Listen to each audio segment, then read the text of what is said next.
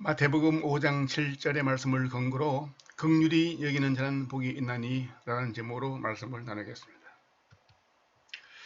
긍휼히 여기는 사람들은 복이 있다. 그리스도는 이 사람들만이 복되며 축하를 받아야 할 사람들이라고 말씀하십니다. 팔복은 기독교인의 위치에 대한 어떤 원초적이며 중심되는 진리들을 상기시켜줍니다.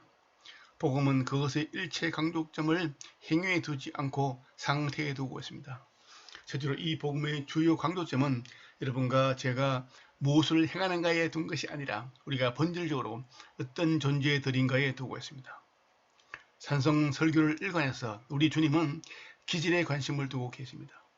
기독교인은 그가 무엇인가를 행하기에 앞서 어떤 존재인 것입니다.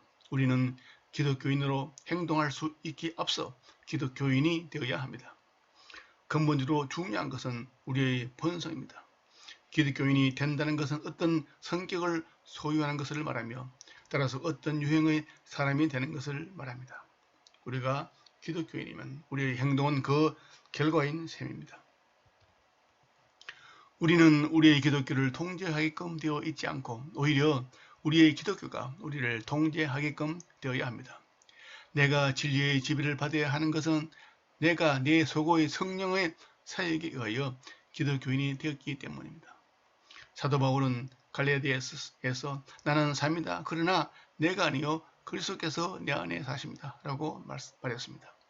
주님이 나를 지배하는 것이지 내가 주님을 지배하는 것이 아닙니다. 주의 심령은 나의 생활 중심에서 나를 통제하고 있으며 나의 존재의 바로 근원에서 나의 모든 활동의 원천에서 나를 조종합니다. 여기에서 제기되는 특별한 질문은 우리가 긍휼히 여기고 있는가 하는 것입니다. 기독교인은 긍휼히 여기는 사람입니다. 부정적인 면부터 말합니다. 이것은 아니하고 적당주의식이어야 한다는 것을 의미하지 않습니다. 긍휼히 여기는 사람은 범죄와 법률 위반에 대하여 미소하는 사람이라고 생각하는 사람이 많이 있습니다. 팔복의 어느 하나도 타고난 기질의 관점에서 해석되어서는 안 된다는 사실이 크게 강조된 것을 기억하실 것입니다. 하나님은 긍휼하십니다. 하지만 하나님은 어렵습니다. 하나님은 거룩하시며 공의롭습니다. 긍휼과 진리는 서로 조화됩니다. 진리와 율법을 희생시켜야만 긍휼을 생각해 볼 수 있는 것이라면 이런 긍휼은 참된 긍휼이 아니며 이 용어를 잘못 이해하는 것입니다. 긍휼은 무엇입니까? 긍휼에 접근하는 최선의 방법은 긍휼과 은혜를 비교하는 방법이라고 생각합니다. 은혜는 죄를 지은 사람들과 특히 관련되고 긍휼은 비참한 처지에 있는 사람들과 특히 관련됩니다. 은혜가 죄를 전체로서 내려다보는 반면 긍휼은 죄의 비참한 결과를 내려다보는 셈입니다. 그러므로 긍휼은 불쌍한 생각과 고통을 제거하려는 의욕이 합쳐진 것을 의미합니다. 이것이 긍휼의 본질적인 의미입니다. 긍휼은 책임감과 행동이 합쳐진 것입니다. 그러므로 기독교인은 책임감을 가집니다. 사람들이 비참성에 대한 그의 관심은 그것을 제거하려는 열정으로 유도됩니다. 신약 성경에서 긍휼의 신뢰로 선한 사마리아 사람의 비유를 들 수 있습니다. 여행 중에 그는 강도들의 손에 떨어졌던 불쌍한 사람을 보고 걸음을 멈추고 그가 누웠던 곳으로 다가갑니다. 그는 강도에 희생된 사람을 불쌍히 여겨 길 건너 다가가서 상처를 사매고 그 사람을 데려다가 양식과 숙소를 준비시켜 주었습니다. 이것이 긍휼입니다. 이것은 적은 감만을 느끼는 것을 의미하지 않습니다. 이것은 큰 의욕을 의미합니다. 하나의 노력을 의미하는 것입니다.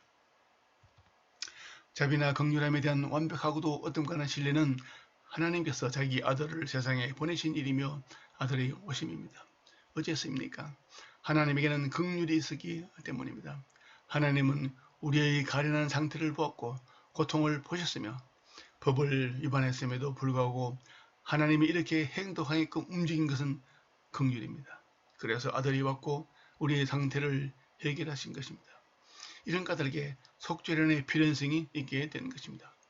공의와 긍휼 사이 혹은 긍휼과 진리 사이는 모순이 없습니다. 이들은 서로 조화됩니다. 우리 주님은 내가 참으로 회개할 때에 한해서 참으로 용서를 받는다고 말씀하십니다. 참으로 회개한다는 것은 내가 처벌 이외에는 아무것도 받은 자격이 없으며, 만일 내가 용서를 받는다면 그것을 전부 하나님의 사랑과 긍휼과 은혜로 돌려야 하며 다른 아무 곳에도 돌려서는 아니 되는 것을 의미합니다. 만일 내가 참으로 회개하며 하나님 앞에서 나의 위치를 인식하고 내가 이런 식으로만 용서받게 됨을 알게 되면 내게 죄를 범한 사람들을 용서하게 될 것은 필연적인 일입니다. 그러므로 나는 그들을 불쌍히 여깁니다. 나는 그들을 지옥과 사탄의 노예로 보며 그들에 대한 나의 모든 자세는 변화됩니다. 이 때문에 내가 그들에 대하여 긍휼할 수 있고 또 긍휼해야 합니다. 최고의 진리는 십자가에 들린 그분을 보아야 합니다. 하지만 주님은 아버지여 저들을 용서해 주소서 라고 말씀하시고 그것은 그들이 아니라 사탄이었습니다. 그들은 희생물이었습니다. 그들은 죄의 통제와 지배를 받고 있었습니다. 저들은 저들이 하는 일을 알지 못한 이니이다 라고 말씀하셨습니다. 여러분과 저는 이와 같이 되어야 합니다. 이런 경지에 도달한 선교자 스데반을 바라봅시다. 스데반은 그들을 불쌍히 여겼고 그들을 불쌍히 여겼습니다. 참된 기독교인이라면 모두 이런 상태가 되어야 하는 것입니다. 다른 사람들이 우리를 악용하고 헐뜯을 때 우리는 그들에 대하여 큰 비애감을 느껴야 합니다. 우리는 그들을 위해 기도해야 하며 하나님께서 그들을 긍휼히 여기도록 간구해야 합니다.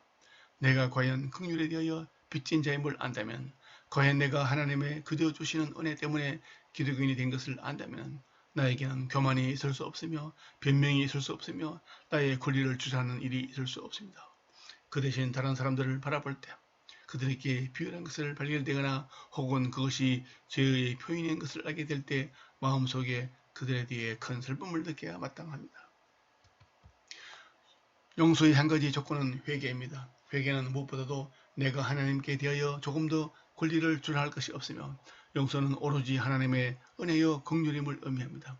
그러므로 하나님과 대면에서 하나님과의 관계에서 자기의 위치를 참으로 아는 사람은 다른 사람들에 대하여 반드시 긍휼해야 한다는 기준이 되는 것입니다.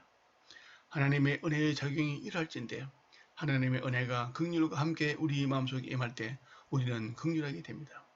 그러므로 우리는 우리가 용서받았는가 못 받았는가의 여부를 우리가 다른 사람을 용서하는가 아니하는가로 선언하는 셈입니다. 만일 내가 용서를 받았다면 나는 용서를 할 것입니다. 우리는 그 누구도 생리적으로 용서의 영을 소유하고 있는 사람은 없습니다. 우리의 최후를 기억합시다. 최후의 날에 우리는 모두 긍휼이 필요할 것입니다. 종말의 날에 우리가 모두 그리스도의 심판석 앞에 서서 몸으로 행한 행실의 기록을 찍고 할 때 이 긍휼이 필요할 것입니다. 분명코 그릇되고 사악한 일들이 있기 마련입니다. 우리는 그날의 긍휼이 필요할 것입니다. 하나님께 감사리로다. 그리스도의 은혜가 우리들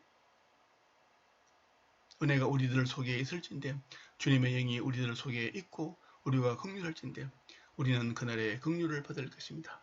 나로 긍휼하게끔 하는 것은 하나님의 은혜입니다.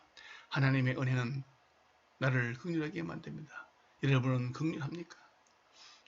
긍휼히 여기는 사람은 복이 있습니다. 그들이 긍휼을 얻을 것이기 때문입니다. 샬롬.